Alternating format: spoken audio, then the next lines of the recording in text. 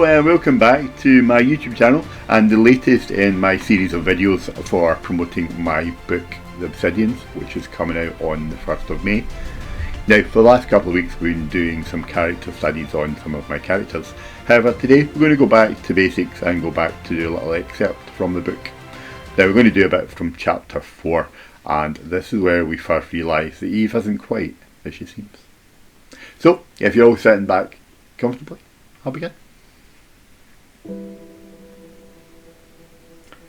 Central Station driver, please, she stated as she took out her phone. Seeing the missed call and a slight crack on the screen, she uttered a sigh and frowned. She pressed the redial button and the other end rang once before a male voice answered. Your progress update is overdue, the voice sounded official. Sorry sir, I'm on my way now to visit Mr. Whittaker. The artefact is genuine, I'm certain. I'm going to question him about it and see if he might know the whereabouts of the painting and some of the other pieces of information. There was an empty silence, and she bit her lip, annoyed that she let him rile her like this. Alright, make sure you get an update as soon as you're finished. What news on CB? Replied the voice most sternly. Eve closed her eyes. He accidentally came into contact with the artefact, but it didn't affect him. I'd like permission to stay on him though, to trace for any residual effects. She lied, the words almost sticking in her throat. That was extremely careless of you, Captain Foster. I would hope in future you show a bit more vigilance when it comes to items of such significance. His voice was angry and scolding. Sorry, General, she responded meekly. It won't happen again. Another tense silence from the other end of the phone followed. Very well. I'm warning you, Captain. My patience is running out. You have a week. Eve put her hand on the seat of the taxi to steady herself as it swung around the corner. But General McMillan, what if the others have the same initial feelings? Christian could be in danger. Christian, as you call him, is not our priority. Securing the artefact and related items, discovering the pieces of the device, these are our priorities. Make sure you don't let CB distract you from your mission, he stressed. Eve wondered what she could say to make us right. No, sir, of course not. It's just that... General McMillan sighed wearily and interrupted again. Captain Foster, you have a mission and you have your orders.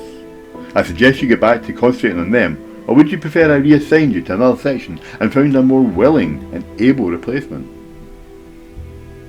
You may have the ear of individuals in higher positions than myself, but I can make life pretty difficult for anyone trying to sabotage this mission. Do I make myself clear? Yes, sir. Sorry, sir. That won't be necessary. I know the importance of this mission better than anyone, and nothing will prevent me from ensuring its success. She insisted, nerves creeping into her voice. The taxi driver looked in the rearview mirror, and they linked gazes for a moment. The General sounded as if he was typing on a computer at the other end of the phone. That'll be all then, Captain. Notify me soon if you have anything further. He started to respond, but when the line went dead, she slammed the phone back into her bag.